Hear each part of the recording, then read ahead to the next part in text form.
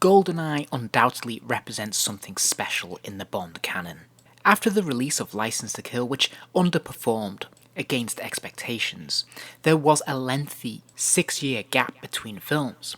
The original plan was to have a third entry for Timothy Dalton somewhere in the very early 90s, but various licensing issues behind the scenes between studios prevented this. And by the time a Bond film was legitimately back on the table, the producers decided it was time to go in a new direction and refresh the brand with a whole new Bond. The role of James Bond was recast with Pierce Brosnan, who for all intents and purposes seemed like the ideal James Bond. There would be a lot of expectation and anticipation around this casting and this next film. Goldeneye would represent a litmus test to see whether there would be interest in the spy genre after the end of the Cold War. The film was also unusual in that it was supported for the first time by a tie-in computer game on the Nintendo 64. I myself had this game and had tremendous fun with it, and I think this had a huge impact on making Bond accessible for a whole new generation. The film would ultimately prove to be phenomenally successful, far exceeding all expectations, and managing to make over double what the previous entry had made. And for once, both critics and audiences seemed to be perfectly aligned and seemed to unanimously agree on the new Bond and the new direction. And to this day, I think Goldeneye stands up as one of the best in the entire canon. So it is with great pleasure that today I'll be taking a closer look at the Sideshow Collectibles Alec Trevelyan 1/6 scale figure. So starting by looking at the packaging, once again Sideshow has opted to go with one of the posters for the front cover of the box. Now, whilst I love the tagline, you know the name, you know the number, sadly I don't think this is the most creative poster we've seen for any Bond film, and it seems a little lacklustre, a little bit dull, which is odd because some of the other posters for this film are absolutely fantastic. Having said that, I do really like that Sideshow took this approach and utilised all the various film posters for Bond films across the years on their toys. I think it's a really great idea. And when that cardboard flap is opened up, inside we can see the window packaging there to see Alec Trevelyan and all his bits and pieces, and we can also have a little bit of information about the film and the full cast list, as well as some artwork from the opening title sequence. Again, this is consistent with all the other releases in the series. I think it's a fantastic choice and I really like it. Now then, out of the packaging, first impressions are that this is a little bit disappointing. There's something a little bit drab about the costume. It is of course essentially a black shirt and black trousers, so there's not an awful lot of detailing, a lot of pizzazz that really draws the eye.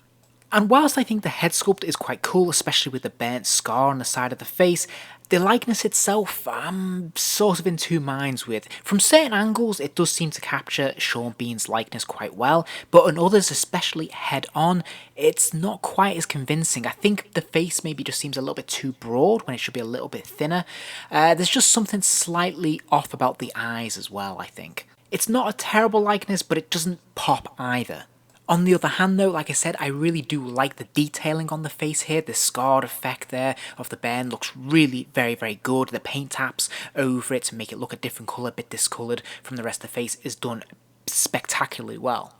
And interestingly, this is one of the only figures in the line that actually had a deluxe variant release. That figure seems to be completely identical to this one, the only difference being that you get an extra head, one that isn't scarred. Now I think having a swappable head is really super cool, but I'm honestly not sure why this wasn't the standard release and why they did a special deluxe with only that change. It seems really odd, especially given that they didn't apply the same logic to any other figures in the line. But nevertheless, that's definitely something to keep your eyes peeled for. If you're in the market for one of these figures, and you find the option with the second head for a reasonable price, that's probably the one you want to opt for. Now the detailing of the figure is very nice, as you would expect with a Sideshow figure from this time, but as I said, it is a little bit dull and it is lacking in terms of little fun details. However, there are some here. We can see for example on his belt, this is nicely done, and I really like that the breast pockets on the top of the jacket here open up and are actually functioning. The rubber shoes are fairly typical of a lot of the figures in this line. There's some nice detail in there, but nothing that really separates them out. No real laces or anything like that. But I do like that he is given socks. This is something that seemed quite new and fresh at the time.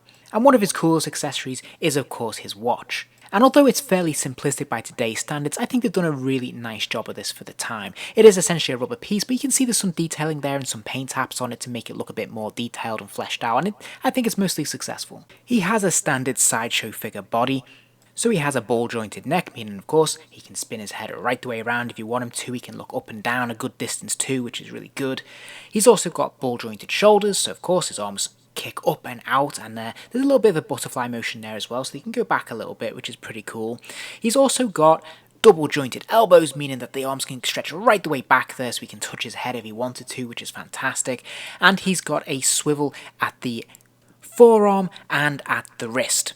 There's also a hinge on the wrist as well, meaning the wrist can arc up and down. He's also got a bit of a ball joint in the upper torso.